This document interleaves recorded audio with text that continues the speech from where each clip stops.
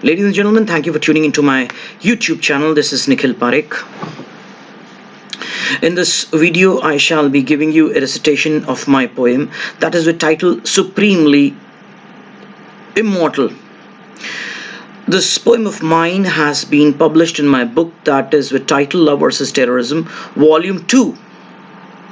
Therefore, without wasting a further instant, ardently wanted to commence upon the recitation of my poem, Supremely Immortal.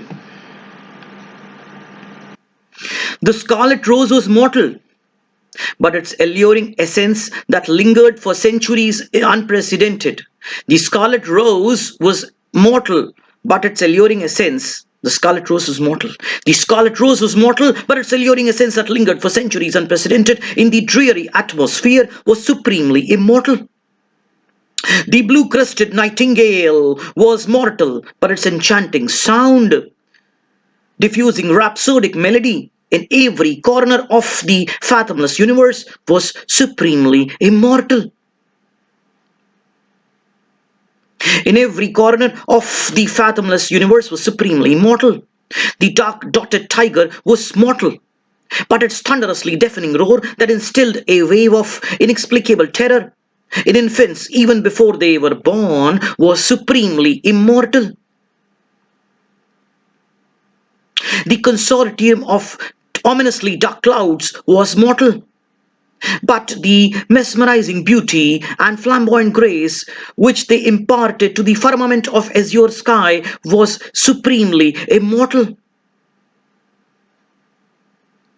The marble-shaped eye, the marble-shaped eye was mortal, but the marvelously magnificent picture of the world which it provided, but the marvelously magnificent picture of the world which it provided to the impoverished persona was supremely immortal.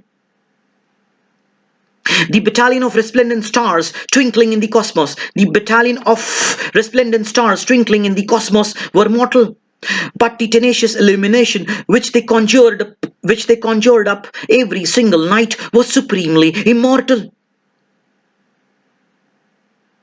The feather-tipped fountain pen was mortal, but the lines of inspiration it had embodied for the entire planet to enjoy and imbibe was supremely immortal. The innovative scientist was mortal, but his ensemble of ingenious inventions which metamorphosed the complexion of this world were supremely immortal.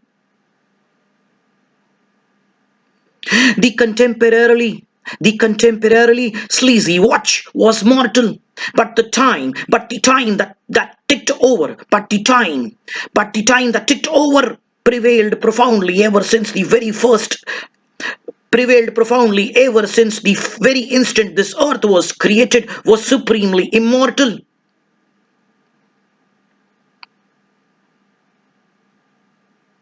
The ardent philosopher was mortal, but his scores of unequivocally philanthropic ideals casting a spell on tangible life for decades immemorial were supremely immortal.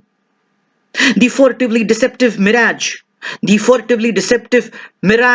was mortal, but the sprawling blanket of scorchingly flaming desert sands was supremely immortal.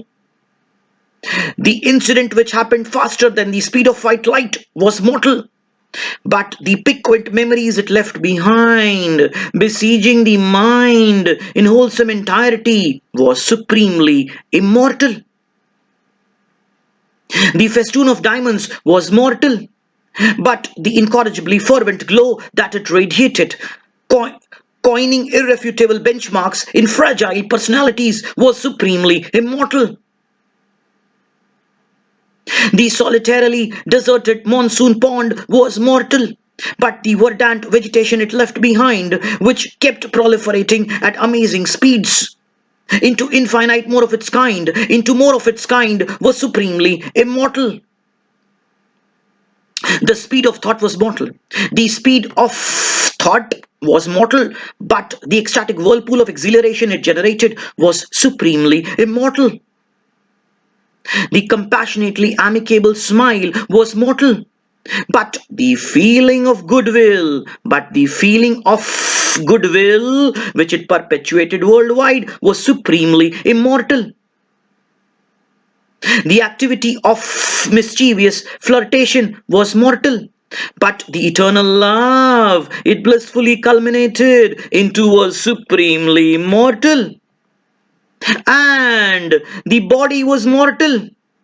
Someday found itself inevitably beneath the morbid grave. But the spirit of the perpetual soul it left behind was supremely immortal.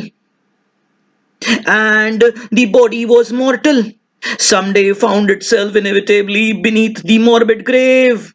But the spirit of the perpetual soul it left behind was supremely immortal. Thank you, ladies and gentlemen, for hearing me. From the innermost layer of the heart, wanted to thank you for the victoriously euphoric patronization to the poetry.